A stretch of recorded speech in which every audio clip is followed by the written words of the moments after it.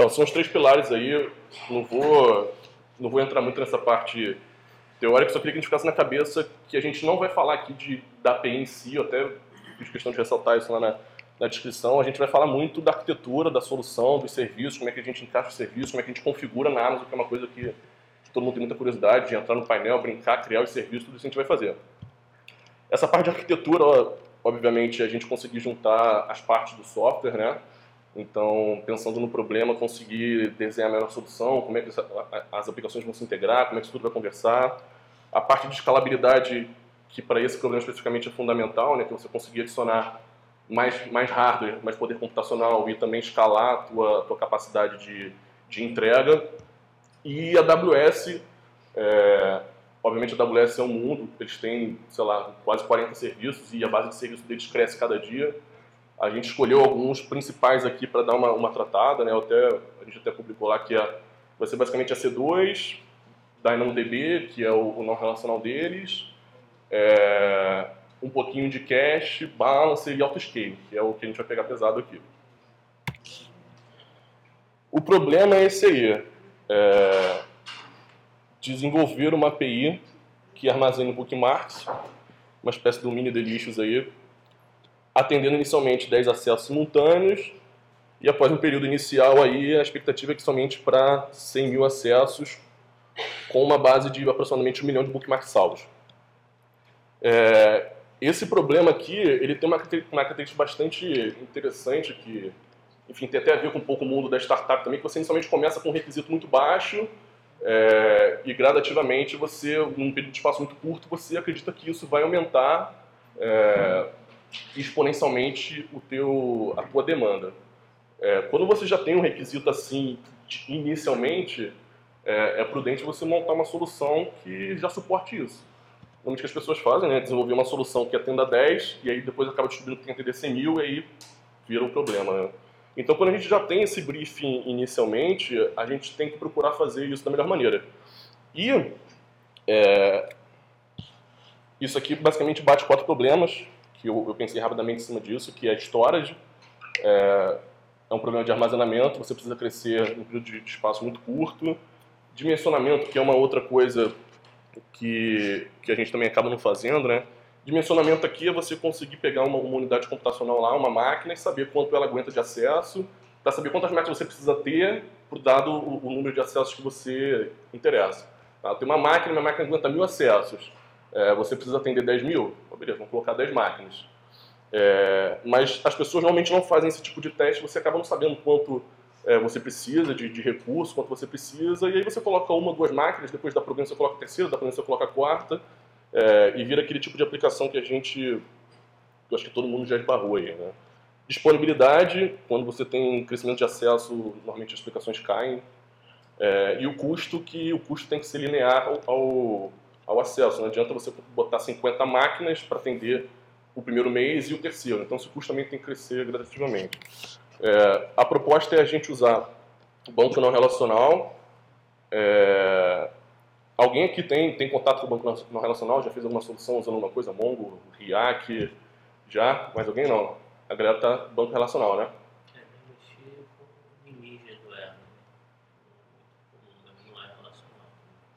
Eu particularmente tive bastante medo assim, quando fui experimentar em produção um banco não relacional, mas enfim, hoje em dia já está bastante consolidado, não tem por que a gente não usar, né?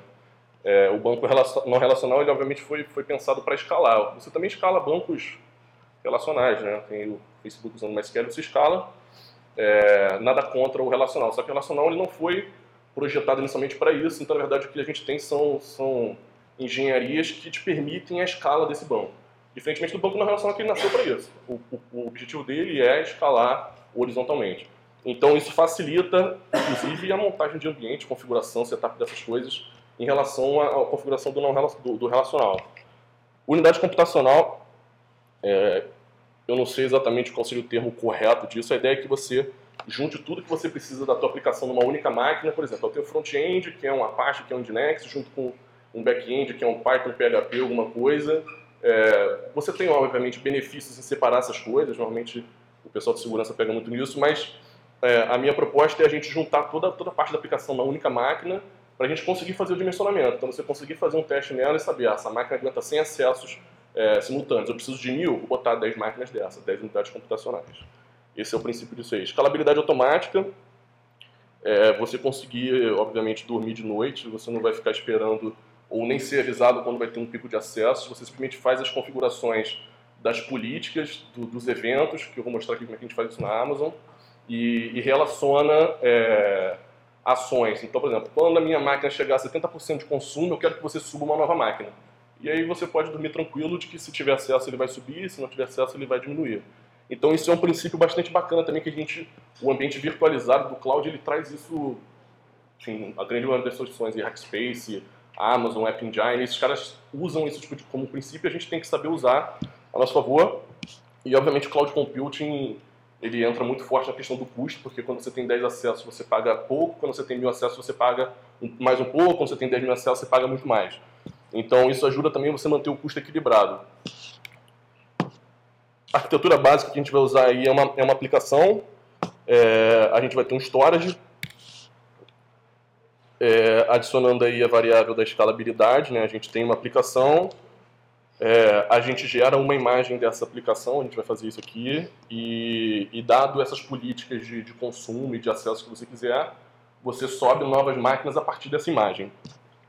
E no caso do NoSQL também, o mesmo princípio, você pode ir plugando máquinas e máquinas e máquinas e máquinas, que a tendência é escalar horizontalmente. Como é que é isso aqui na Amazon? São as coisas que a gente vai ver agora aqui. Máquina virtual na Amazon EC2. Quem tem experiência com Wolfing, com Amazon aqui, já brincou? Boa parte. Então, EC2 é a primeira coisa que a gente acaba tendo contato, né, que são as instâncias virtuais, você cria as instâncias.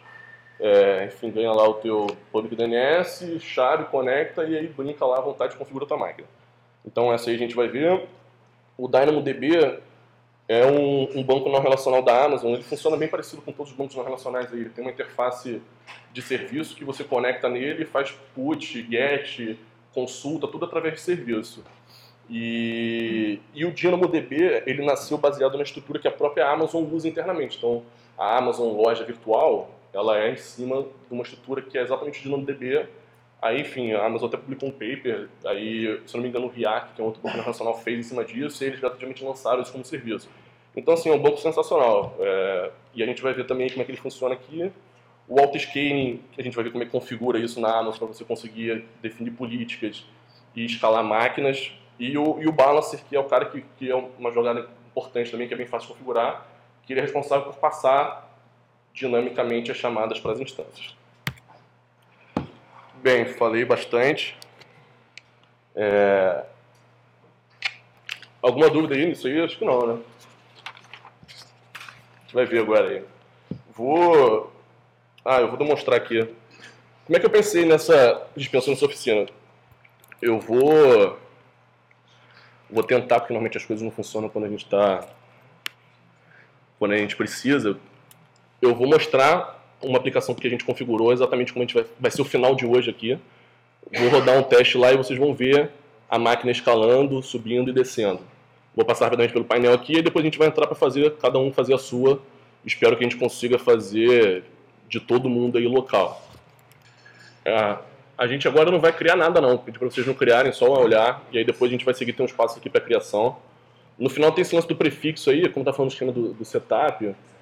Tudo que vocês forem criar na Amazon lá, a gente vai falando, vocês têm que usem um prefixo de vocês aí, sei lá, qualquer nome, sobrenome, qualquer coisa que vocês tenham de login, que vocês acham que obviamente não vai ter ninguém repetido aqui na sala, e usar essa chave aí.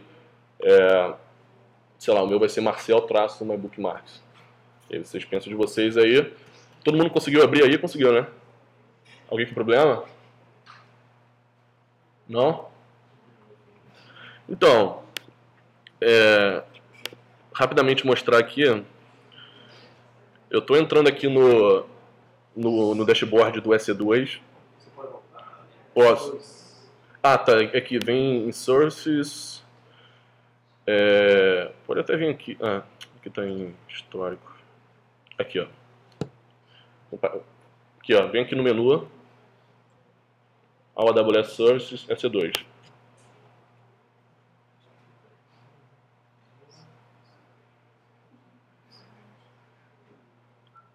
Você precisa do Wi-Fi? É WEC. A rede é Foi? Conseguindo entrar aqui? Foi, né? Aí pra gente, se alguém tiver dificuldade, fala, que senão a gente ficar perguntando toda hora também vai ficar chato pra caralho pra vocês. Então vamos lá, vou aqui em Running Instance.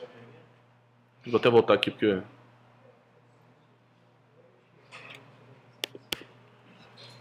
Vou aqui em Running Instance.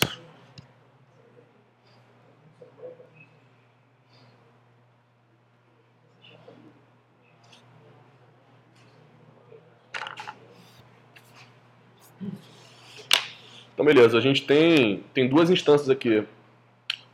Se vocês quiserem acompanhando por aqui, que eu quero passar rápido essa parte aqui pra gente poder fazer a parte interessante que é configurar, tá?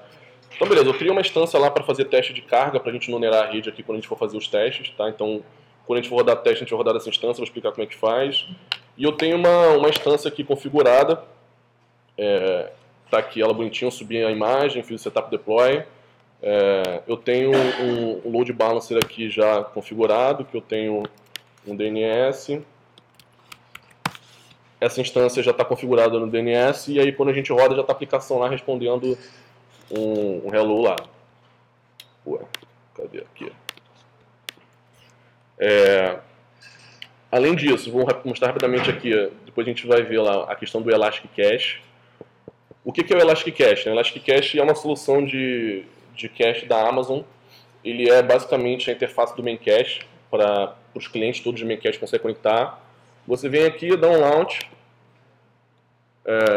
vai dar um nomezinho para ela, a gente vai mostrar depois rapidinho aqui também. Eu já tenho uma instância aqui configurada. Esse endpoint aqui já está configurado na minha aplicação para o cliente conseguir cachear algumas coisas. Essa aqui é rapidamente a interface do Dynamo. A gente está usando só duas tables aqui, usuário e bookmark, depois a gente vai ver o que é. Aqui tem uma coisa que a gente já vai usar agora, que é o CloudWatch. Isso aqui é uma espécie do Mega Nadius lá, é uma central de monitoramento, você consegue monitorar, criar alarme em cima de todos os recursos da máquina, disco, acesso, e a gente usa isso aqui para fazer a questão do autoscaling. Então como é que funciona? Eu venho aqui, peguei a minha instância lá, criei uma política de down e up. Então se a minha máquina passar de 70% de consumo, ele vai disparar esse alarme. Se ela baixar de 30%, ela dispara esse outro alarme aqui. E esses alarmes, eles disparam sinaizinhos dentro da Amazon que a gente consegue configurar para subir a nova imagem. Depois a gente vai mostrar como é que faz. Então, por hora aqui, eu só queria que vocês vissem que esse alarme de menos 30 tá alarmando porque a máquina não tem ninguém acessando lá. Então, ela tá idle.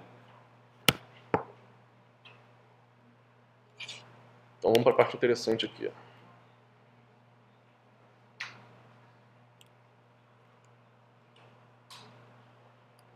Beleza. Eu estou conectado aqui. Estou conectado na máquina da aplicação. Tá um Pythonzinho rodando aqui, que é a aplicação. A gente fez a aplicação em Python.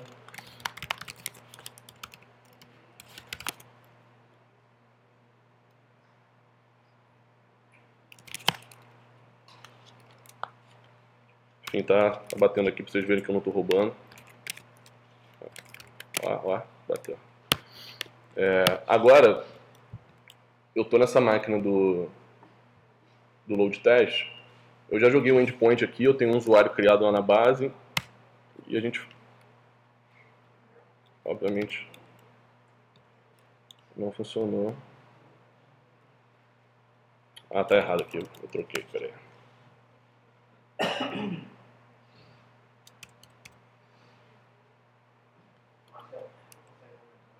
Consigo. Melhorou um pouquinho? Pera, deixa eu pegar um endpoint aqui.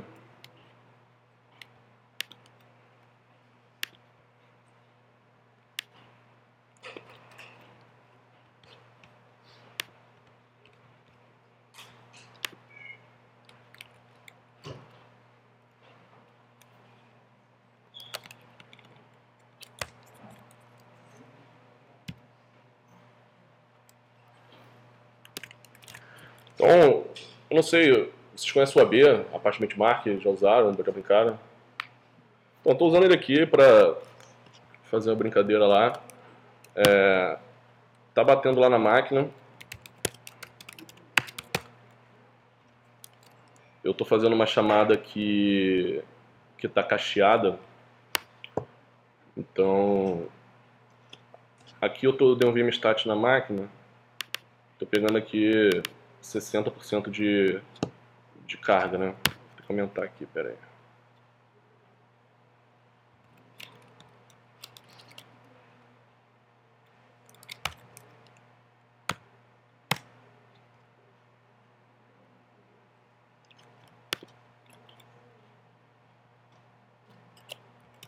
Dá mais.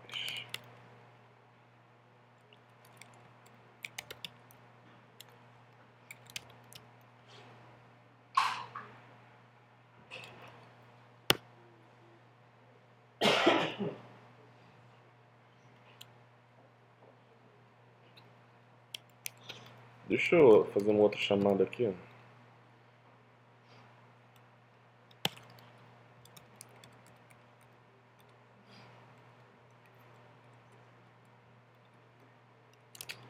Não te conheci.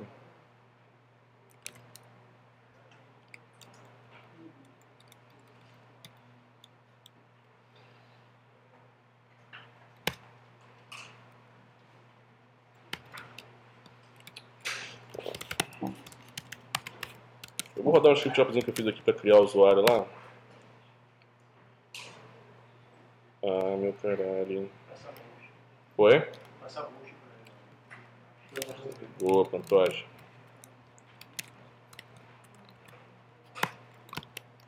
Vou passar com HTTP aqui.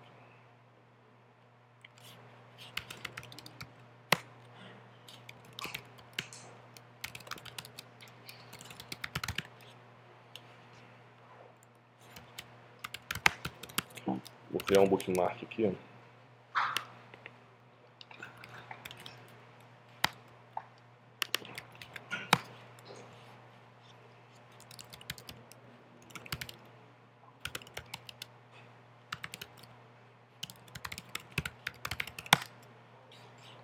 Ótimo.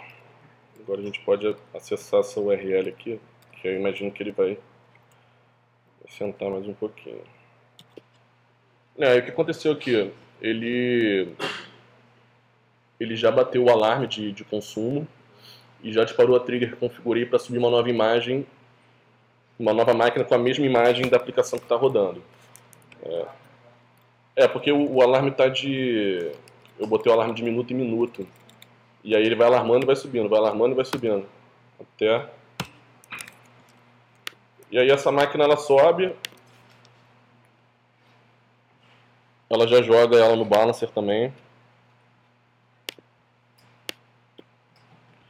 Já tá total de 2 instâncias. A instância já sobe, já entra automaticamente no balancer e já começa a distribuir a carga. Se eu parar esse garoto aqui... Essa máquina que a gente está usando aqui é uma máquina micro, ela tem só um core e 500 MB de RAM, então ela não aguenta muita coisa não. Ela está voltando à vida ali. E aí agora é esperar alarmar o consumo para baixo, né, o down. E ele vai começar a tirar as instâncias que foram adicionadas.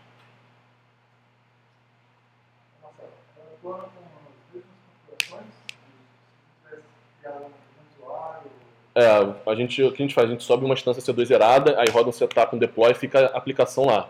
Aí você vai e roda um script que gera uma Amazon imagem desse cara, com tudo atualizado. E aí todas as máquinas que sobem já sobem com tudo. Aí a gente configurou no upstart da máquina para subir os processos. Aí quando ela boota, ela já starta, já está tudo funcionando. E aí isso aqui só tem um problema que a gente enfrenta muito, que é quando você faz deploy, você tem que atualizar essa imagem. Então toda alteração que você faz no ambiente, você tem que rodar o update de novo. Então por isso que a gente deixa automatizado para essas testes que já estarem funcionando. Então fez deploy, atualiza a imagem para quando subir uma nova máquina, subir com a versão correta. Costumo fazer é colocar o deploy nas 3, e aí toda a máquina já sobe com a imagem montada. Aqui ele... Eu ia mostrar o alarme aqui, ó. Tá vendo? O alarme aqui ele deu uma uma ligeira coçada aqui. Então ele passou de 70%, escalou, agora ele está caindo aqui de 30% e está começando provavelmente a fazer o down lá. Essa questão da imagem, ela fica aqui, ó, AMI.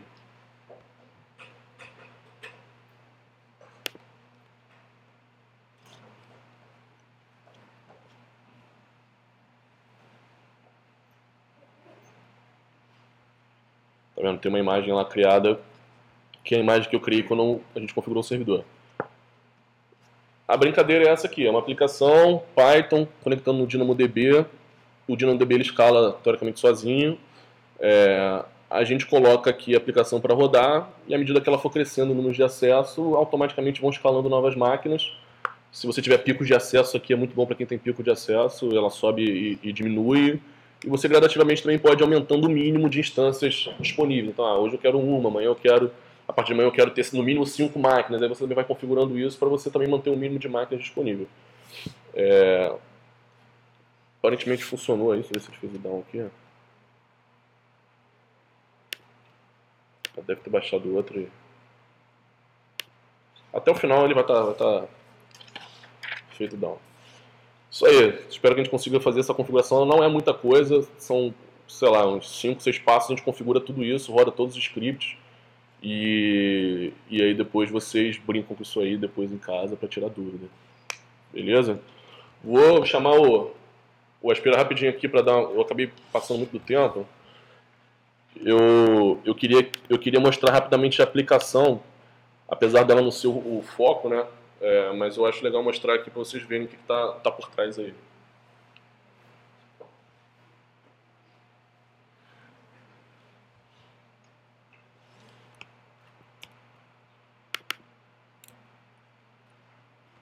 Todo mundo consegue enxergar daí de trás? Tá tranquilo? Tá. Falar bem rápido aqui da aplicação, até porque não é muito o foco da oficina, mas só para vocês entenderem o que a gente vai fazer. Basicamente, como o Marcel falou, o Bookmark vai ser um mini delicious que nós temos um usuário e um usuário tem bookmarks associados a ele. Um usuário para a gente vai ter um nome e um e-mail e um bookmark para a gente vai ter um título e um link que a gente vai associar a esse usuário. Então, basicamente aqui as URLs que a gente tem barra users, tá? Que vai receber aqui o usuário através de um post que a gente vai criar. Então, quando a gente estiver rodando a aplicação, cada um vai fazer um post nessa URL passando um name e um e-mail para criar o usuário de vocês na aplicação. A gente tem aqui um users e o user ID, que é para fazer um get nesse usuário seu que você criou. Tá? E aqui a gente tem um barra users e user ID barra bookmarks. A get, né? Para fazer get, né? um get dos bookmarks daquele usuário. Então, assim, aqui a ideia é que a gente tivesse pelo menos uma URL de get e uma URL de post para a gente conseguir simular as requisições nesses paths aqui e aí a gente vê então o autoscale funcionar.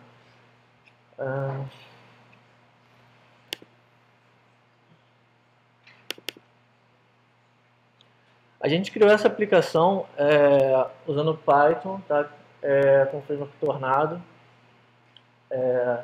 Mesmo se você não tem muito conhecimento da própria linguagem ou do framework, não, nesse caso aqui não vai ser tão importante, a ideia é só pegar o conceito do que é.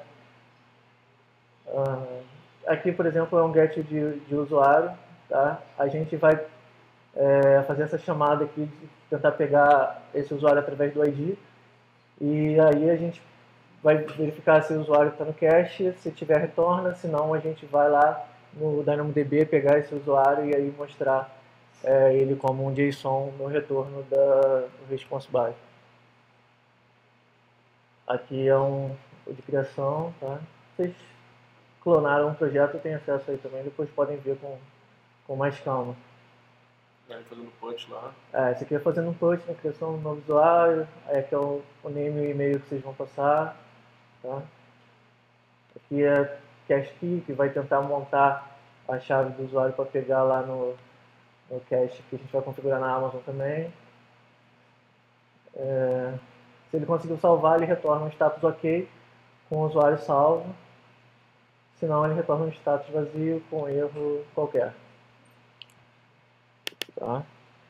Aqui o de bookmark, a gente vai fazer um get passando o user ID para saber a lista de bookmarks associada àquele usuário. E aí é o mesmo esquema, a gente vai tentar lá pegar do cache, se não tiver, vai no DB, monta, salva no cache e aí devolve via JSON. Esse é o post de criação de um novo bookmark associado àquele usuário. Basicamente é isso, não tem muito que se alongar aqui, porque o foco não é muito esse, mas só para vocês saberem que as rotas que a gente vai acessar, aí vocês podem usar um plugin de browser qualquer, um Postman ou qualquer outro do Firefox aí, para a gente conseguir simular essas requisições.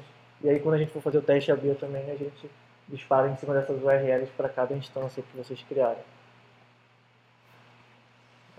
Basicamente é isso. Agora a gente vai começar a criar cada um a sua máquina na Amazon. O Rodrigo vai passar passo a passo, eu vou ficar aí andando pela sala.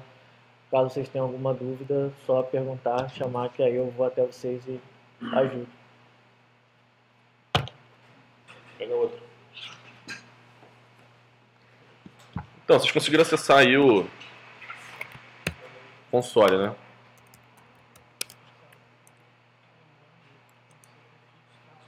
Tá. Eu já fiz o down aqui de curiosidade.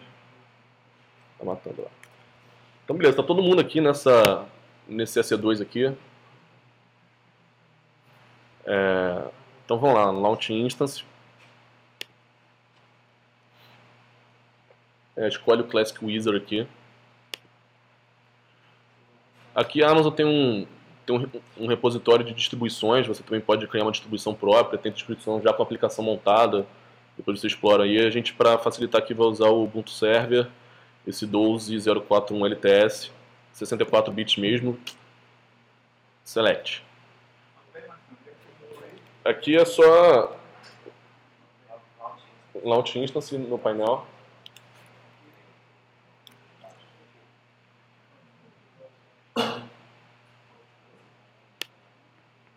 Um botãozinho aqui atrás, aqui, Launch Instance. E aí você escolhe Classic Wizard mesmo. Foi? Foi? Beleza. Aí o Ubuntu Server aqui, Select. Aqui você consegue escolher os tipos da instância.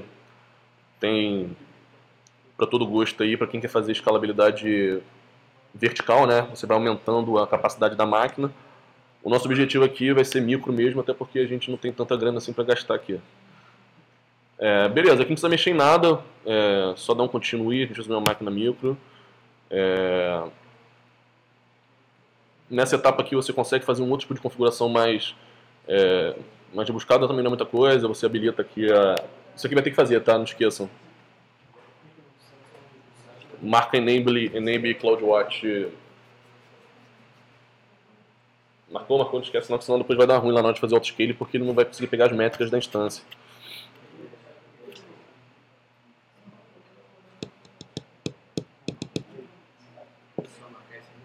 Só marcar o label do Enable aqui.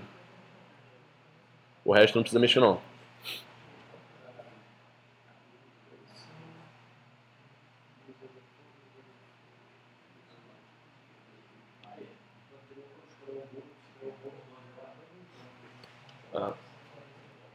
Não apareceu isso aqui não? Já tentou criar a instância? Tem gente que nunca conseguiu selecionar a instância, vai dar um refresh. Esse painel ele é... Isso é uma outra coisa que é vantagem na Amazon também. Você tem um painel, mas tudo isso aqui você consegue fazer através de serviço. Eu só estava mostrando o painel aqui porque é mais fácil de exibir. As outras partes a gente faz direto via interface, via API. Beleza? Beleza?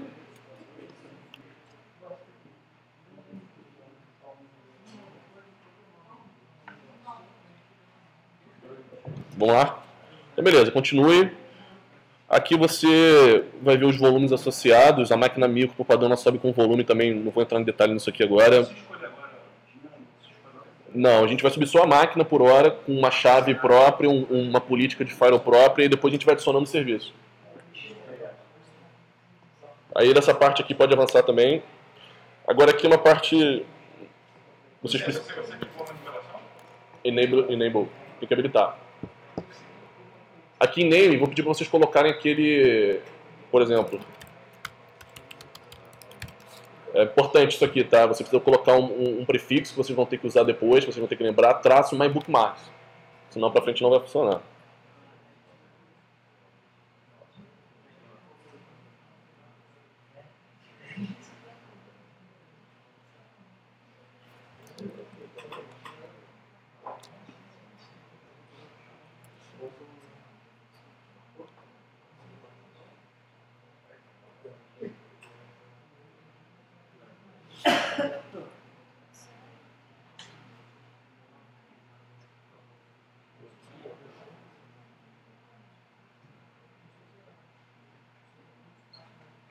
Posso ir? Posso ir?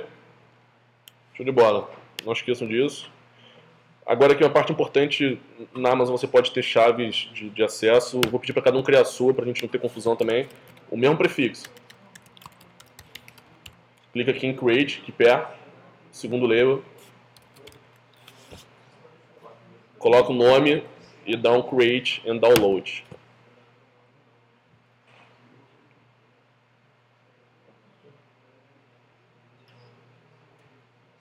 Não perca essa chave aí, hein? Senão tem que... A Amazon não fornece de novo. Coloca o prefixo e pode criar. Tem um botãozinho lá. Foi, né? Criou todo mundo? Beleza. Agora aqui uma outra coisa que é importante também, que são as políticas de firewall. Vou mostrar, a gente vai criar um novo também, que isso aqui é uma coisa que a gente tem dúvida. Dá em Create, mesmo prefixo lá, pra gente não se perder aí. Pode repetir Group Description, a mesma coisa. A gente precisa adicionar duas policies aqui, por padrão todas as máquinas na Amazon entram atrás de um firewall que bloqueia tudo. Então a gente vai precisar adicionar acesso SSH, Create a New URL. Por hora imagino que a gente não vai ser hackeado aí, então pode dar um source 000. E adicionar também HTTP 000, porque a gente também quer ter acesso na porta 80. Tem que ficar desse jeito aí. Não, cria uma nova. Create a new group, coloca o seu nome, seu prefixo correto. E aí adiciona as duas policies. Enfim, aqui depois cada um com a sua aplicação vai entender o que precisa de política. Você pode liberar por IP, você pode liberar uma máquina acessar a outra, baseado nos grupos. Isso aqui é uma parte bastante importante. Depois quem for montar a aplicação realmente precisa tomar cuidado, né?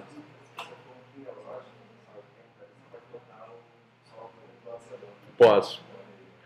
Porque eu queria acessar a instância também, entendeu? Mas poderia liberar para o grupo do Balancer somente, né? Essa instância de grupo não é gratuita, né? Ela quando a Amazon tem para estimular os desenvolvedores, quando você cria uma conta no SQL, a conta não é desse tipo. Você cria a conta, você precisa botar seu cartão de crédito, mas ele te dá todos os serviços gratuitos minimamente. A máquina micro, você tem ela gratuita por 1 ano. Exatamente, 2 taus por hora, e depois você começa a pagar. Mas por 1 ano, por exemplo, é isso. O Dyno muito cru também. Todos os serviços dele tem um free tier. Todo serviço é por hora. São algumas coisas que vão compondo o custo final. Vamos lá, vamos continuar aí? Então, criou o grupo, continue. Só confiram aí se vocês criaram a chave corretamente. E aí pode mandar um launch aí, sem medo de ser feliz. Pode dar um close aqui. Então, opa! Coisa linda. Uma coisa que pode ajudar vocês aqui, a Amazon tem um esquema, você consegue taguear todas as instâncias, fazer busca, só para a gente facilitar. Se vocês colocarem aqui no search o nome de vocês tiram os dos outros aí.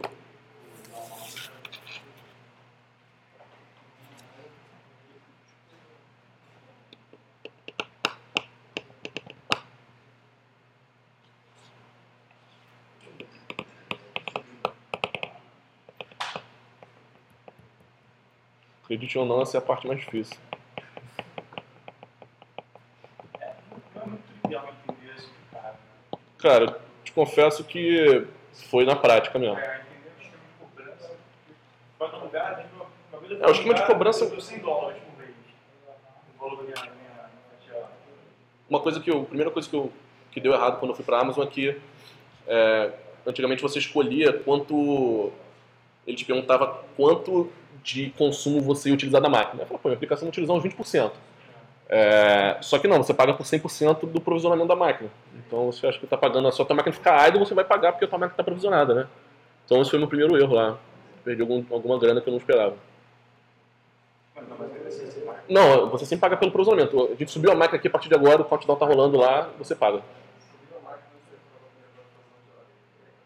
Mas é isso está bem explicado na documentação do serviço, eles explicam quanto custa, qual o tipo.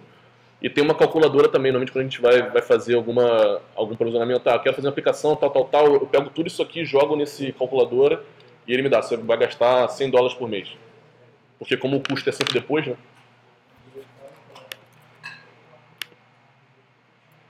Mas o blogzinho é bom. Dá, aí você pode usar o Free Tire por um ano gratuito. Não, mas depois disso dá $20 por mês. Isso aí, você pode comprar as instâncias também reservadas. E aí você paga bem mais barato, reserva por ano, por 3 anos. Se você comprar reservada por ano, você paga $10. Você paga de upfront, você vai reservar e vai pagar $100 por ano todo. $10 anual, depois você vai pagar $6. E aí, todo mundo criou a instância aí? Foi, né? Alguém com problema aí? Não, né? Então, beleza, galera.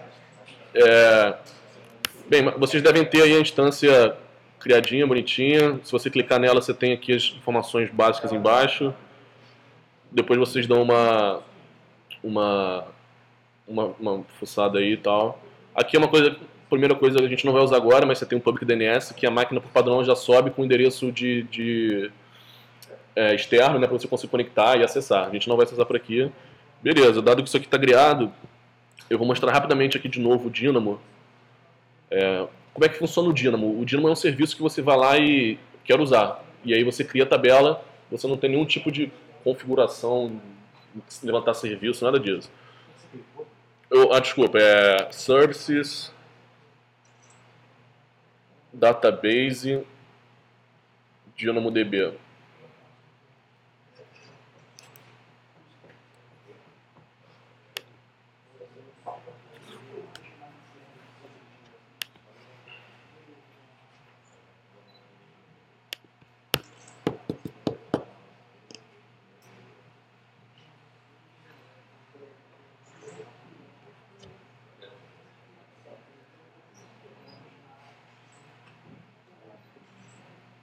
Vamos pro Dynamo?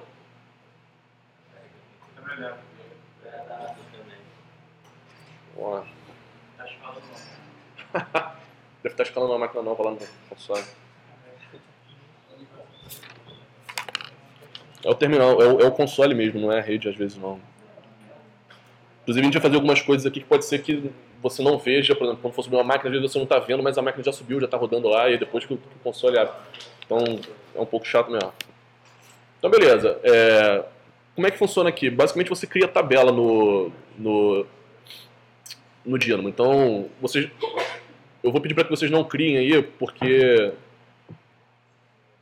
eu precisei criar as tabelas antes que a gente vai usar para fazer esses testes. Então se a gente criar de novo com o mesmo nome não vai rolar. Mas vou mostrar para vocês aqui rapidamente como é que é. Então você dá o nome da tabela, que é como você usa lá no client. Você tem basicamente aqui escolher uma primary key. Eu vou escolher um hash e vou dizer que eu quero usar o ID. Então essa aqui vai ser a chave, tem que ser única. Depois disso você substitui os arquivos. No nosso caso aqui, eu vou até avançar aqui só vou mostrar uma outra coisa que é interessante.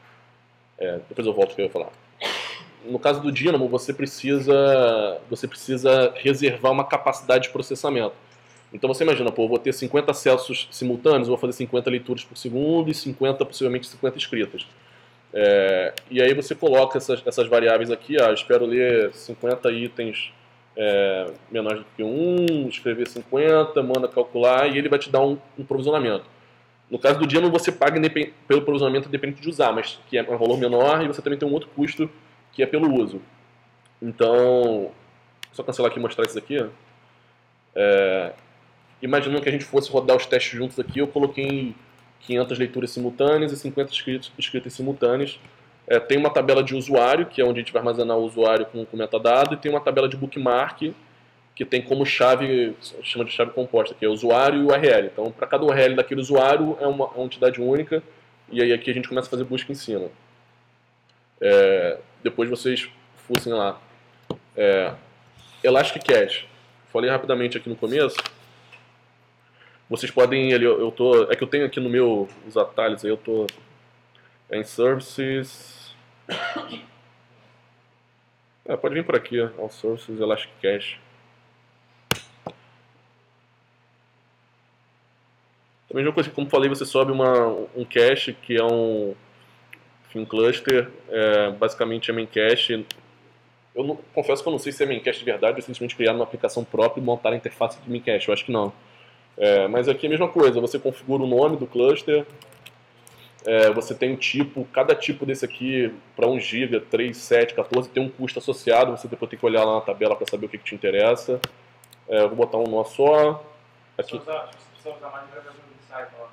No caso do cluster, você precisa vir aqui alterar e fazer um upgrade do tipo. Ele não sobe automaticamente, não. Esses serviços todos aqui fora, o autoscale, você tem que ir manualmente provisionando. Enfim. Aí aqui depois a gente tem esse carinha aqui que eu já criei, que é o My Bookmarks. Eu já criei porque ele já está configurado, esse endpoint que já está configurado na aplicação. Depois vocês forem olhar lá o settings prod, já está lá. A gente só subiu um nó, você pode subir quantos nós você quiser. E dado que a gente já estava fazendo esses testezinhos aí, já consegui alguns hits aqui, algumas coisas que é uma parada bem interessante também. Então, o cache configurou uma vez, pega o URL e usa na tua aplicação com o client main cache padrão.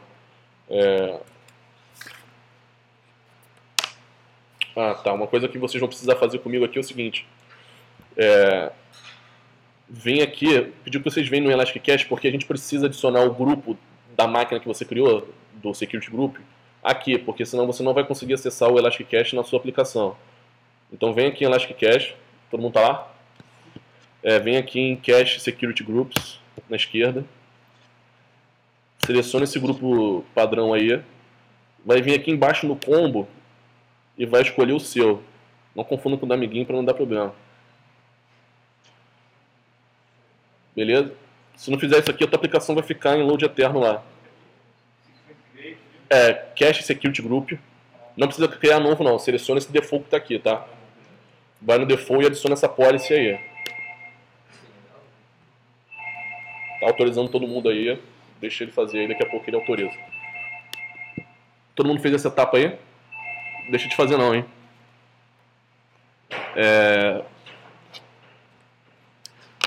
Isso aqui foi uma coisa que eu esqueci de fazer na hora que eu estava testando. Porra, sofri a beça.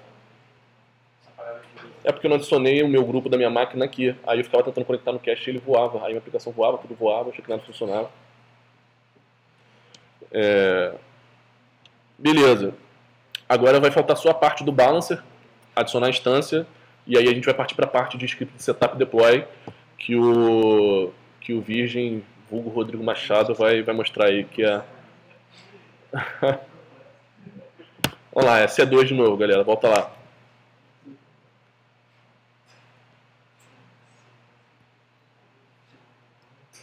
Quem aqui é a primeira vez que está mexendo nesse painel aí? A maioria. Muito ruim? Pouco ruim? Mas essa é a vantagem, cara. Você pode fazer tudo isso aqui por linha de comando. Tem client para todas as linguagens aí que eu conheço. Você tem client, você consegue. Roda o comando, cria uma instância. Configura tudo isso que a gente fez por interface. Você faz por terminal. Isso é uma vantagem para quem está trabalhando muito em parte de automatização, né? Você consegue criar scripts e automatizando e replicando para várias... Todas elas.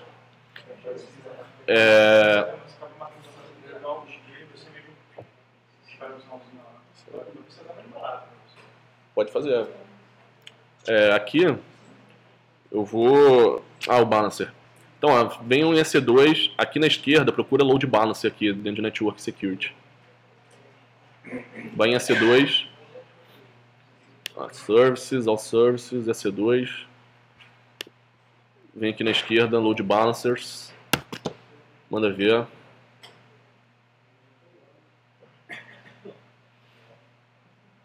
abrir aqui. Eu já tenho um aqui, mas a gente vai criar um novo. Então todo mundo vai lá, create. Ok, aqui também é importante, tá? O prefixo tem que ser o prefixo de vocês, porque senão não vai funcionar.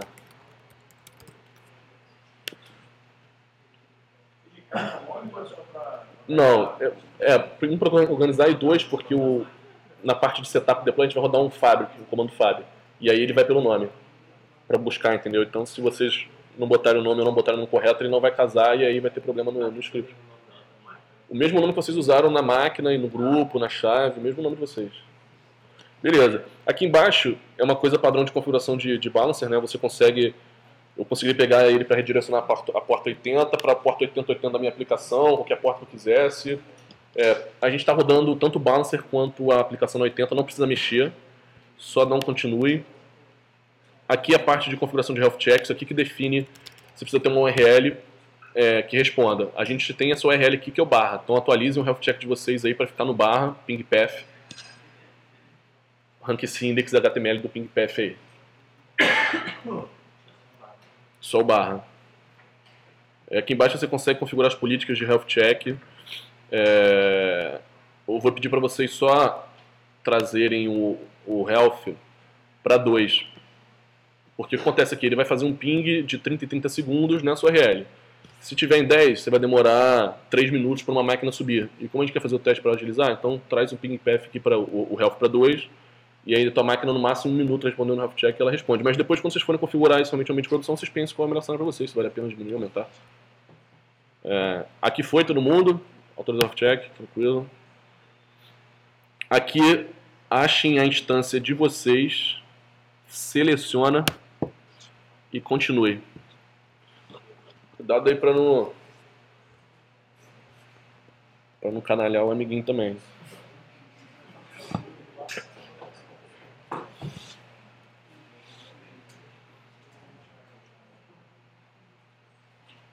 Foi? Continue. Se vocês quiserem dar uma olhada rápida aí, importante, ping target HTTP 80 barra. A instância de vocês não dá para achar aqui e o nome. Tem que ser my bookmarks, qualquer coisa aí. Ok, create. Pode fechar. Se tudo deu certo, cada um tem um balancer. Esse balancer ele está numa parte, é um serviço da Amazon. Eu imagino que seja um appliance que você configura e ele vai criando as políticas para a sua aplicação. Oi? Da parte que eu tinha para mostrar de painel era isso aqui. O Vision vai assumir aqui, ele vai mostrar o setup, o deploy e o autoscale. Se for usar uma instância só. É o que acontece aqui, porque é obrigatório o balancer. Porque como a gente vai configurar um autoscale e você vai subir mais de uma máquina, você precisa ter um balancer como entrada. Não, isso você não precisa. O balancer é quando você vai botar N máquinas, né? Mas para o autoscaling é requisito. Tem que ter. Só uma coisa que vocês fazem aqui, aproveitar que está quente, senão depois vai dar problema. Seleciona o balancer de vocês. Vem aqui em Instances. Para a instância de vocês estar out of service mesmo, porque o health check está falhando. Vem aqui em Availability Zones. Clica no maisinho aqui. E seleciona as outras. Porque se você não configurar o balancer para responder em todas as zonas, quando o autoscale rodar, o autoscale pode subir máquina em qualquer uma das zonas. E aí ele sobe falhando, entendeu? Isso aqui é uma coisa que depois vocês sempre vão esse problema. Adiciona todas as zonas e salva.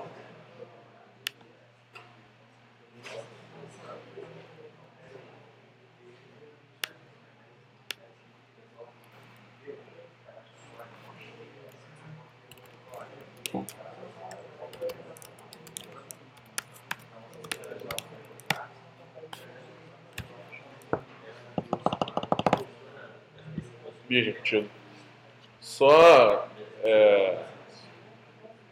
se não precisar acessar o terminal aí, no clone que vocês... Todo mundo clonou a aplicação ou não? Alguém não clonou o projeto? Eu mandei por e-mail um git clone de um repositório.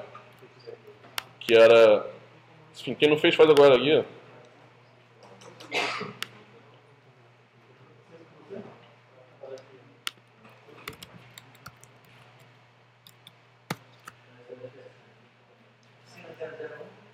001. Alguém não tinha clonado ainda, só pra me saber. Alguém não clonou, não? Ah. Pega a URL de HTTP do GitHub, porque se você usar aquela chave que eu mandei lá, você tem que estar com a chave atualizada no GitHub. Pega o público.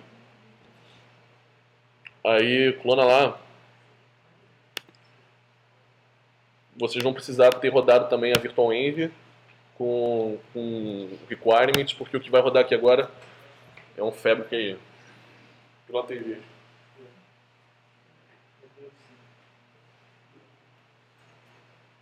Vai lá, cara, eu vou...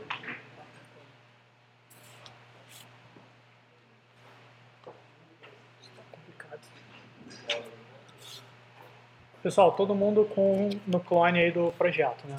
Alguém não conseguiu? Não rolou? Não? A gente já deixou preparado os scripts para fazer o deploy. Então, se vocês abrirem com o seu editor favorito, um arquivo chamado fabfile.py na raiz do clone. Só vou passar aqui para vocês, assim, ele é bem simples, a gente assumiu algumas coisas para simplificar, como por exemplo os nomes terminarem em mybookmarks. Mas basicamente o que ele vai fazer é automatizar algumas das tarefas que a gente vai precisar executar na Amazon, para a gente não ter que fazer isso toda vez, enfim, dá mais trabalho. A gente tem uma tarefinha, uma task. Alguém aí conhece o Fabric? Não? Ninguém, né? O Fabric é uma biblioteca para executar comandos SSH em servidores remotos. Então, para a gente evitar ter que entrar e executar comandos manualmente, a gente consegue fazer um script Python para executar esses comandos para a gente. E aí a gente precisa fazer algumas pequenas configurações. O Fabric trabalha no que ele chama de tasks, que são funções em Python, basicamente. Então, a gente tem uma task prod, que vai definir algumas variáveis do nosso ambiente, por exemplo, qual é o nome do nosso usuário que a gente vai logar. Esse getOutScale instances é justamente para pegar as instâncias que estavam associadas ao nosso balancer, para quando a gente fizer o deploy, a gente fazer o deploy para todas elas, mesmo que o balancer tenha escalado, tenha criado mais instâncias.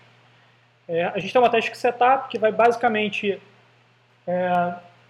fazer o setup inicial do nosso projeto no servidor remoto, criar VirtualEnv, instalar o Python, instalar o Nginx, o que a gente vai precisar.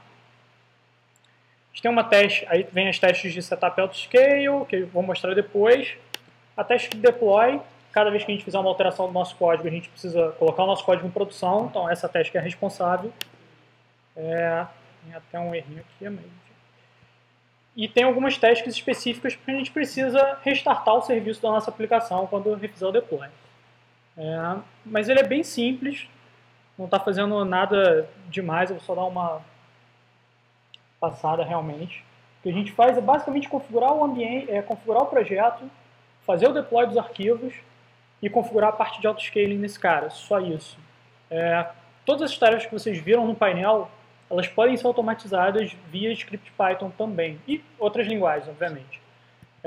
Mas a gente vai agora só focar nessas aqui. Vamos lá. Dentro da pasta deploy, vocês vão ver um arquivinho chamado botocfg.example. Esse cara é o cara que tem as chaves que a gente vai usar para acessar a Amazon. Vocês devem ter recebido no e-mail junto um Access Key e um Access Secret Key. Dá uma olhadinha no e-mail, a gente vai precisar preencher esse arquivo. Só que na verdade a gente vai renomear ele para boto.cfg.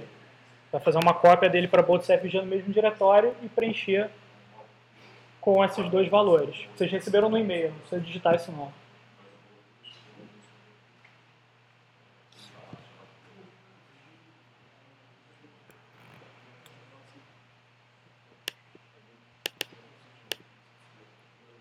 No nosso caso aqui, a gente está usando essas chaves estão com permissão para a gente fazer qualquer coisa na Amazon.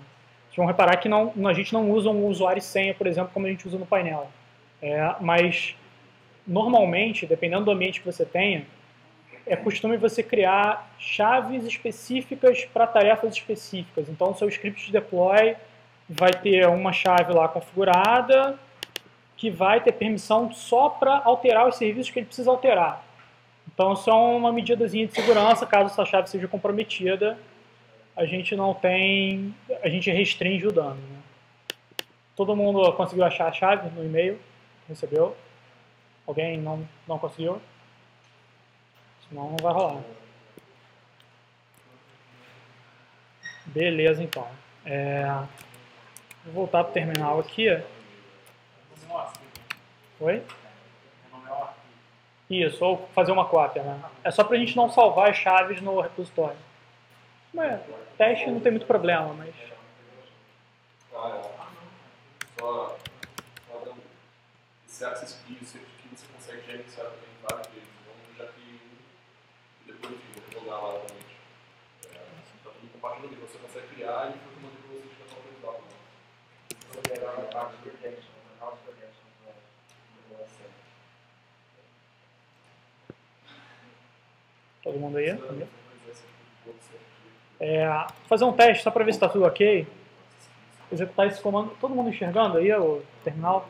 Está meio longe, está meio ruim, né? Acho que melhorou.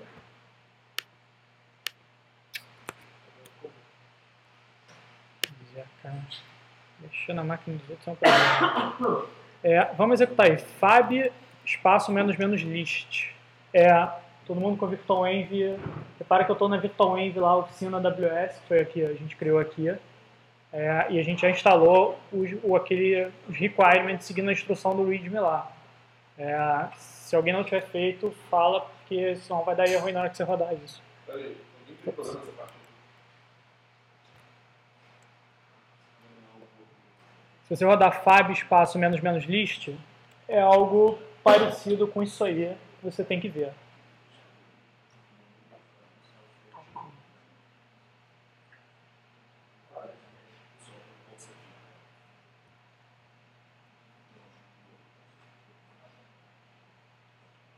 Alguém viu alguma coisa diferente disso quando rodou? Não? Tranquilo? Menos list vai basicamente listar para a gente um mini help das tasks que a gente tem, ou seja, função e a docstring que a gente colocou mais informativo para a gente ter onde seguir. Então vamos lá. Primeira coisa, nossa máquina está vazia. A gente subiu uma instância vazia lá do Ubuntu. Então a aplicação não vai estar lá. Para a gente começar a criar a estrutura da aplicação, para a gente poder começar a subir a aplicação, a gente vai executar o comando fab espaço prod. Aí importante. Em prod, deixa eu confirmar isso. Vocês vão colocar 2 pontos e vão passar o nome que vocês usaram lá na hora de criar o load balancer, de criar as instâncias, as chaves. Então, se por exemplo, se o nome fosse master-mybookmarks, o que vocês vão passar aqui é master, simplesmente. Por isso que eu falei que era importante ter lá o sufixo -mybookmarks. É assim que a gente vai identificar qual é o seu load balancer e qual é a sua instância, qual é a sua chave, e não pegar do coleguinha. E depois disso, setup.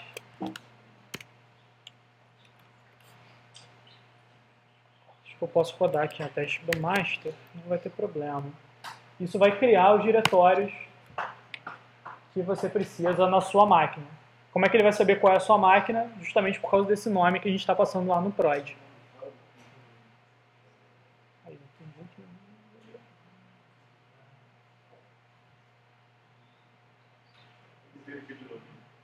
Não, ele não vai... Ops, não. Pô, desculpa, pessoal. Eu esqueci de um pequeno detalhe. A gente tem que passar uma opção I, que é a chave que a gente vai usar para logar na máquina. Essa etapa agora é isso? Onde é que está a chave aqui? Não, de barco. Marcel, traço. aquele arquivo que a gente fez o download quando criou o Keeper, a gente vai passar ele para o Fabric poder logar na nossa máquina. Então vai ser fab-i, o path para o arquivo, para a gente poder executar as tasks.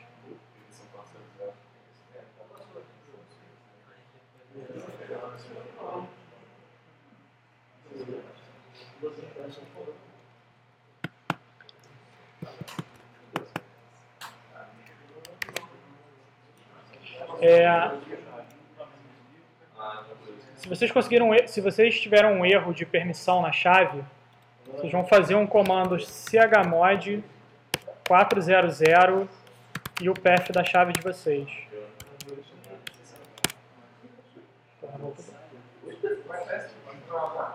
Oi? Eu vou rodar primeiro a setup.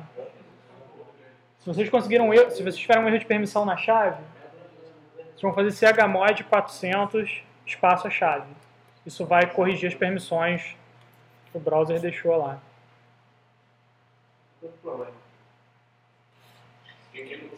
Gustavo.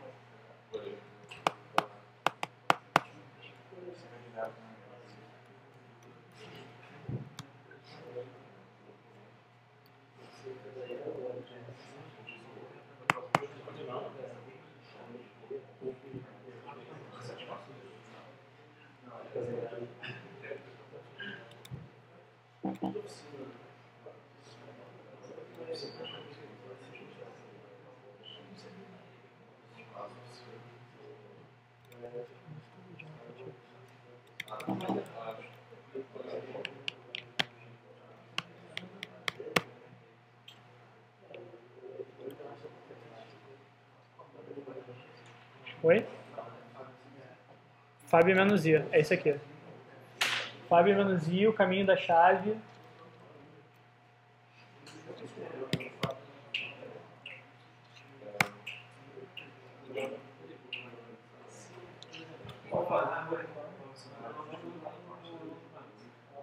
Você não vai conseguir rodar isso. Poderia. Você só não vai conseguir por causa da forma como está montado. Ele está todo configurado para esse esquema, entendeu? Mas você conseguiria, sem problema nenhum. É só porque ele não está montado para isso. Não teria problema.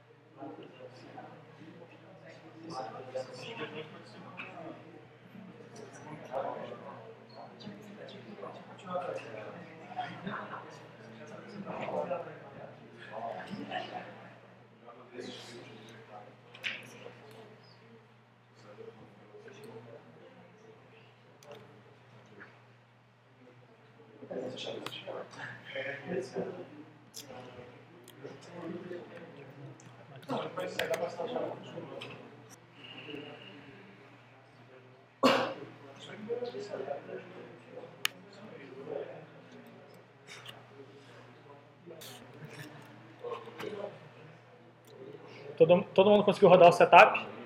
Aos trancos e barrancos, mas...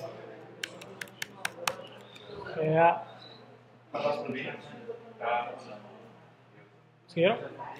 Agora a gente tem a estrutura inicial lá, mas não tem os arquivos da aplicação. Por que a gente dividiu isso em 2 passos? A estrutura inicial, obviamente, você só vai fazer uma vez, mas o deploy você precisa fazer sempre. Então não faz sentido você executar sempre, tentar instalar o Python, tentar instalar o Nginx e outras coisas, se você só quer subir o código da sua aplicação. Então por isso a gente separou em 2 tasks, a de setup e a de deploy, que a gente vai rodar agora. Então a gente vai repetir praticamente aquele comando fabric que a gente digitou anteriormente, fab-i o caminho para o arquivinho da tua chave, prod 2 pontos, o que você usou de prefixo na criação do load balancer, do keeper e security groups.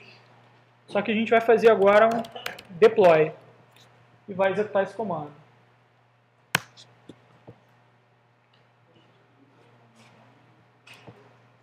Torcer para funcionar.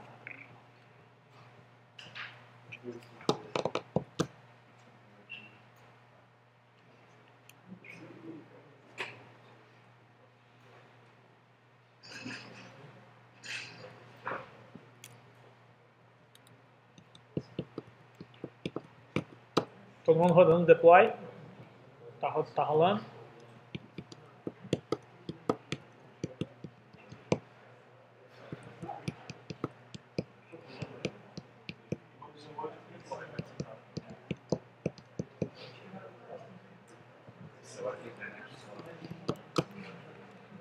Todo mundo subindo arquivo, você vai dar.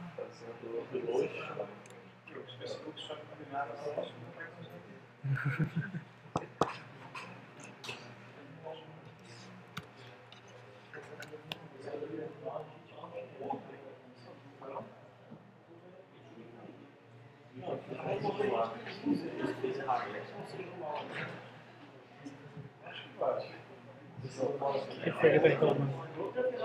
Quem sobreviveu até aqui? 1, 2, 3, 4, 5, 6. Pô, tá bom, 6, cara. 7, 8. Aí, quase metade.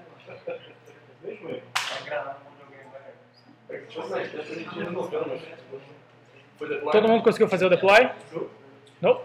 Tá rolando? Nem rolando?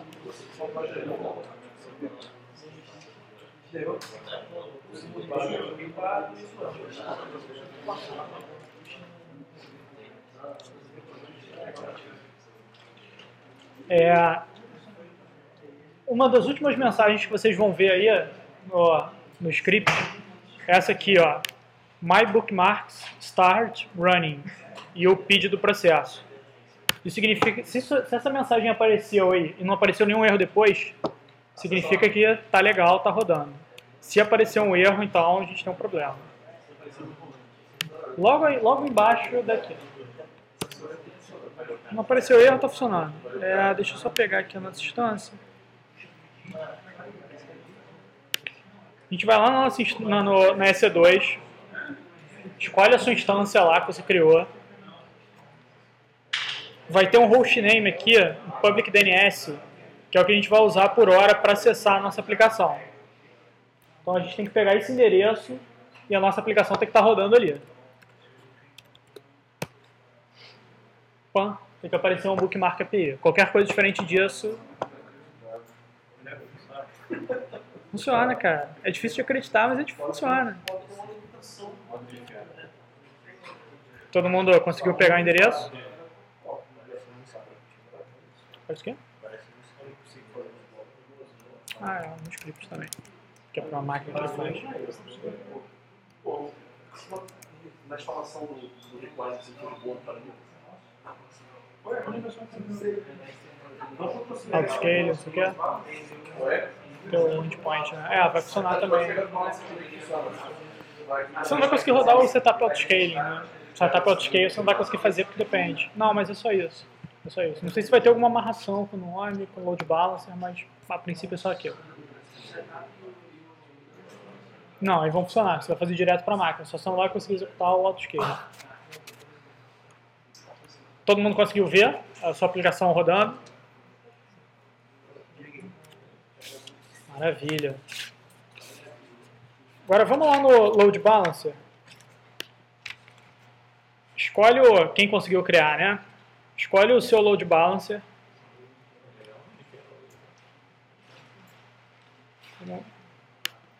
Lá no painel da Amazon, lá embaixo, Network Security, tem Load Balancers. Você vai escolher o seu em Description. Você vai copiar a primeira URL que tem ali. Ó. DNS Name vai ter uma URLzinha, que vai ser o nome que você criou, por exemplo, master-mybookmarks, um ID qualquer e o endpoint da Amazon. E essa URL, como a gente associou a nossa instância a esse load balancer, quando a gente acessá-la pelo browser, ela tem que cair na nossa aplicação também. Então, a gente vai copiar esse cara e ver se a gente chega lá. Beleza, ela caiu na nossa máquina também.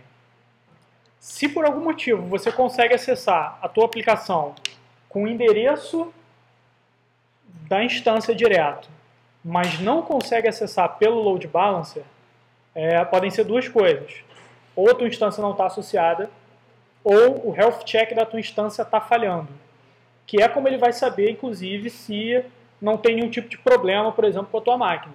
Se ele não consegue acessar o health check, não retorna lá um código válido, um 200 para ele, ele vai assumir que essa máquina está com algum problema e vai desconsiderá-la para o balancer. Muito provavelmente, ele vai subir outra máquina para tentar remediar. Até aí todo mundo conseguiu ver rodando? Beleza. O que a gente vai fazer agora é configurar o autoscale, efetivamente. Então a gente lá no nosso Fabric, a gente tem uma taskzinha de setup autoscale. Ela já assume algumas coisas, como por exemplo, tipo de máquina que a gente vai criar, a gente vai criar uma micro. Vocês vão ver que ela está usando lá o nosso prefixo --mybookmarks, então por isso era importante, está tudo com esse mesmo nome. E tem umas outras brincadeiras aqui, onde é que ele vai subir as máquinas, qual o número mínimo de instâncias, qual o load balancer e por aí vai. Num primeiro momento, a gente vai, uma coisa que não é muito útil, mas a gente vai subir ela vai apontar para a imagem oficial do Ubuntu. Não vai ser muito útil, porque essa imagem oficial obviamente não tem a nossa aplicação. Mas a gente já vai corrigir isso numa segunda task. Então, voltando lá para a linha de comando, a gente vai ter o mesmo comando fabric, fab-i, o caminho da chave, espaço prod 2 pontos, o nome que você colocou sem o sufixo, e o nome da task, ao invés de deploy, agora vai ser setup autoscale. Essa task só vai conseguir rodar quem conseguiu criar o load balancer. Se vocês não conseguiram criar, ela não vai rodar, porque, enfim, ela depende de um load balancer. Eu não sei se a minha vai dar erro, porque o master já está configurado, mas eu vou tentar mesmo assim. Provavelmente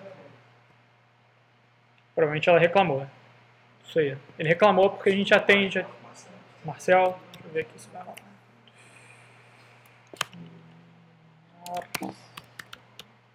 Não sei se você fez setup para o Marcel, não. Não. Eu atualizo. Eu atualizo. Acharam disso, né? Deixa eu trocar aqui. Vou tentar em outra máquina e ver se vai rolar. Foi. Isso vai ser rapidinho. Deixa eu só... depois eu faço isso. Beleza? A gente já está com o autoscale configurado, mas ele não vai fazer muita coisa. O que a gente vai fazer agora é voltar para o painel da Amazon e definir como a gente vai ativar esse autoscale. A gente precisa dizer como a gente quer, ou que condições precisam acontecer para ele subir mais máquinas. Isso pode variar normalmente de aplicação para aplicação. No nosso caso, a gente vai fazer uma métrica simples por consumo de CPU, mas dependendo da tua aplicação você pode ter, por exemplo, envolver consumo de memória ou envolver até uma métrica gerada por você, desde que você tenha mandado lá para o CloudWatch. Então vamos lá no painel da Amazon, para quem não tem o atalhozinho ali, Services, All AWS Services, e escolher o CloudWatch, esse cara aqui.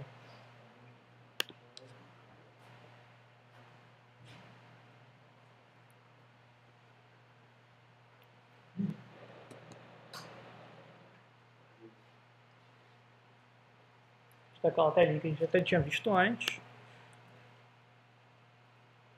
A gente vai criar, então, um alarme aqui para o nosso Cria pra instância. AutoScale Group. Hã? Não cria pra instância, porque senão não vai escalar. Vamos rodar a carga na instância de escala. A instância vai dar zica. Vai criar um alarme. A gente vai criar um alarme. Num primeiro momento, então, vamos lá. Só para a gente tá todo mundo no mesmo passo. Do lado esquerdo aqui, a gente vai em métricas, ou metrics, dependendo aí de como você tiver. E no drop-down, a gente normalmente vai escolher Aggregated by Autoscaling Group. Isso significa que ele vai pegar todas as instâncias, todas as máquinas que a gente subiu, associadas àquele grupo de autoscale que ele criou no setup autoscale automático para a gente, que tem o nome de, imaginando ele no nosso caso, master-autoscale, e vai pegar o consolidado dessas métricas, ou seja, a média ali de consumo de CPU, por exemplo, de todas essas instâncias, e vai usar isso como parâmetro para subir mais instâncias. Por que normalmente a gente precisa apontar para o autoscaling group? Porque o nosso número de instâncias vai variar. Então, se a gente estiver sempre olhando para uma instância só, a gente vai ter uma métrica distorcida e não vai adiantar nada. Se aquela instância estiver legal e todas as outras instâncias estiverem com uma carga de 100% de CPU, o autoscaling não vai funcionar. Mas, por hora, como a gente ainda não tem máquina, e a gente quer ver isso funcionando logo, a gente vai escolher aquela primeira instância que a gente associou manualmente.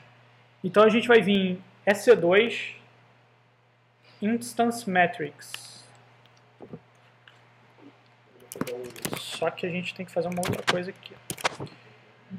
Vai em Services, vamos pegar o ID da nossa instância, que a gente vai precisar. Ao AWS Services e EC2. Se quiser, clica com direito e abre numa nova aba para facilitar e não precisar sair daí. Na nossa lista aqui de instâncias, todo mundo conseguindo acompanhar aí?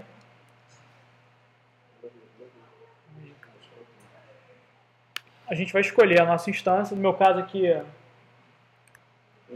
eu criei no Marcel, né? Marcel MyBookmarks. O Marcel tá sem coisa. Marcel tá sem deploy. Vou escolher aqui Master MyBookmarks e vou copiar esse valor que está aqui logo do lado do nome, onde vai ter no EC2 Instance, o nome que a gente colocou, vai ter um valor aqui entre parênteses. A gente vai copiar esse valor aqui, que é o valor que a gente vai procurar lá. Então, i menos blá blá blá, to hash. Voltando no CloudWatch, vou usar a busca lá para facilitar e dar um search. Obviamente, o teu Instance ID aí vai ser diferente. Vamos escolher a métrica de CPU, que é a métrica que a gente vai usar, mas nada impede de a gente escolher qualquer outra métrica. A questão aqui é só identificar a métrica correta. Vou dar uma corrida por causa do tempo. Escolher 1 minuto aqui embaixo. E aqui embaixo Create Alarm. O pessoal vai dar uma ajuda para vocês. Nome, vou manter aqui o padrão. Vou colocar o meu prefixo traço MyBookmarks. Vou criar uma primeira métrica que é se o nosso consumo for maior que 70% por mais de 1 minuto, maior ou igual. Tá? Deixa eu fazer uma coisa aqui. Vou identificar que isso é a nossa métrica que vai fazer subir as instâncias. Então, continua. Reclamou aqui.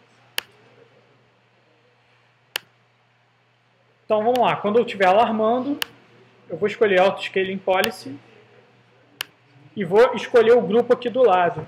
Pode acontecer do seguinte, se não estiver aparecendo o grupo, vocês vão ter que dar um refresh nessa tela do CloudWatch. Foi. 70. Maior ou igual a 70 por 1 minuto. Não, 70. Só um valor direto.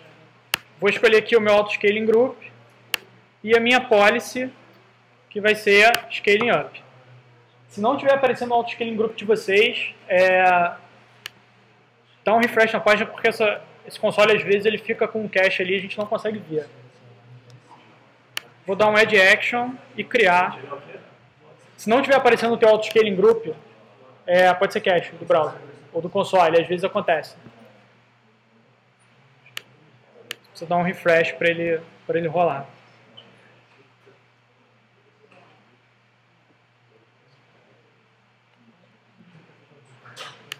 Vamos lá, vou criar. Então, só para a gente revisar, nome, valor da métrica maior ou igual a 70 por 1 minuto. Vou criar um alarme aqui. Criou. Beleza. Vamos manter a mesma métrica, mesmo valor aqui de 1 minuto, de período. Create alarme, só que agora a gente vai criar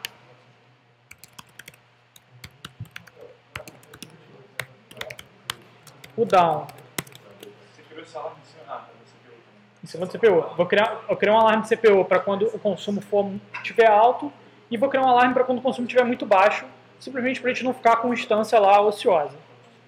E, enfim, aplicar o nosso custo. Então, quando a utilização de CPU for menor, vamos botar 30%, ou só 30%, por 1 minuto, vai fazer a mesma coisa. A gente vai alarmar, autoscaling policy, nosso grupo de novo, e a policy é o scaling down, que vai remover uma instância. Vai colocar com quantos por cento? 30. 1 minuto. 1 minuto.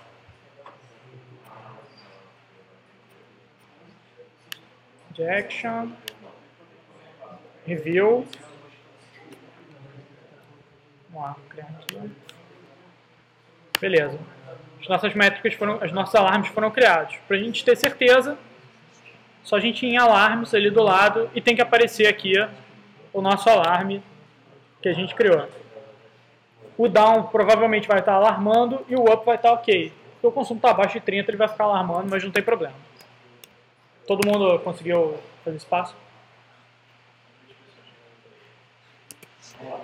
As 2 pessoas e meia aqui conseguiram fazer. Tá, vamos lá. Ele vai subir, o que ele vai subir agora vai ser aquela, a gente criou apontando para uma imagem limpa do Ubuntu. Então nossa aplicação não vai estar lá. O que a gente precisa fazer é pegar de novo aquele nosso ID, aquele nosso identificador da instância, o i-alguma coisa, no painel do EC2, e executar uma task do Fabric. Em vez de setup autoscale, a gente vai fazer update autoscale, 2 pontos, aquele identificador da instância. Isso vai gerar uma imagem dessa nossa máquina que a gente está especificando, salvar essa imagem na Amazon e usar e reconfigurar o autoscaling para usar essa imagem quando for subir uma máquina. Então quando a gente executar esse comando, vai demorar um pouquinho, ele vai precisar parar a máquina, obviamente. Ups. Eu fiz alguma besteira.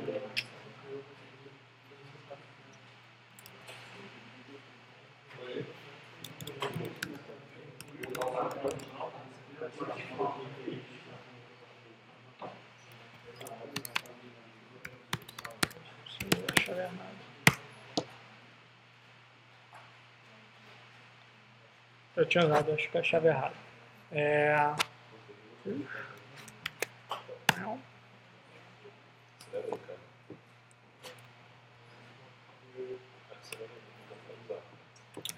Ele vai gerar a imagem da instância. Por algum motivo ele não está conseguindo criar. E atualizar o nosso autoscaling. A partir daquela instância, isso. E atualizar o nosso autoscaling. Todo mundo conseguiu chegar até aí, a execução desse comando? Sobreviveram? O meu aqui está reclamando, não está deixando eu criar. Mas o autoscaling já está configurado. E se vocês conseguirem rodar esse comando de update autoscale, já vai estar pronto para a gente botar a carga de novo na máquina e ver o que ele vai fazer lá. Acho que esse aqui já estava configurado, por isso que ele não está deixando eu...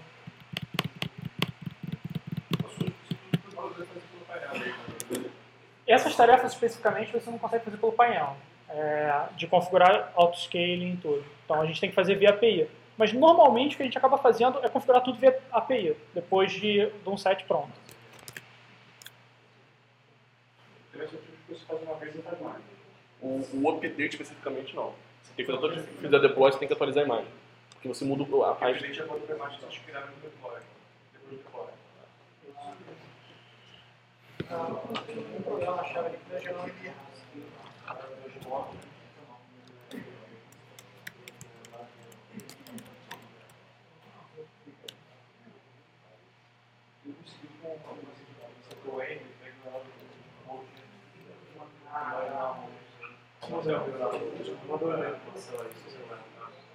Era o quê? Só tem problema para tem que ignorar o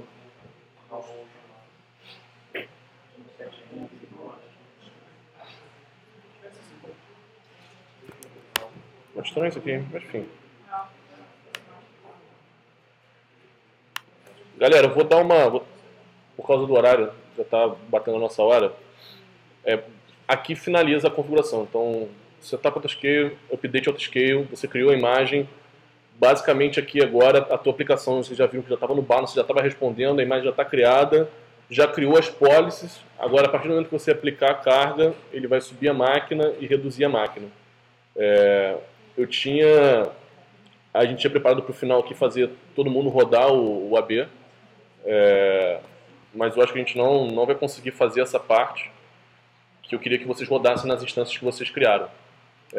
Se vocês quiserem fazer, eu vou deixar aqui para depois, quando enfim, quem for pegar pelo vídeo,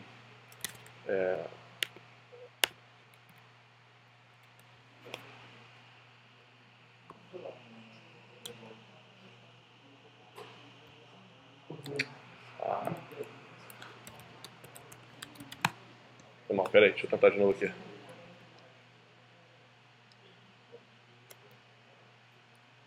O que tu vai fazer basicamente é fazer uma AB, joga o teu balancer aqui, porque tem que ser no balancer, usuário, barra, esse usuário já está criado lá, que eu criei aquela hora aqui com vocês, barra bookmarks, senta o dedo em cima, se quiser logo ou não na aplicação para ver os logs e espera fazer o scale up e scale down. Posso até fazer de novo aqui, só para a gente não... Estou rodando naquela instância inicial lá que a gente configurou.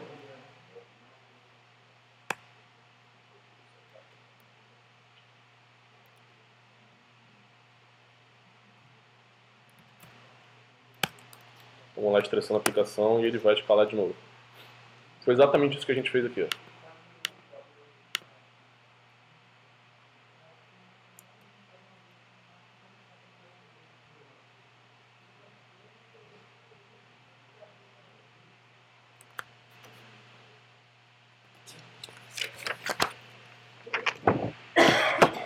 Galera, era isso que a gente tinha preparado para mostrar.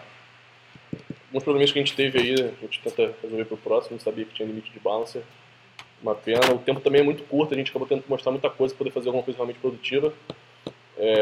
Mas o material, a lista está criada para a gente tirar dúvida depois. Então, eu vou mandar por e-mail para vocês o promo code. Aí vocês entrem na Amazon, criem a conta de vocês. O vídeo a gente vai tentar produzir até possivelmente semana que vem, se vocês quiserem refazer depois.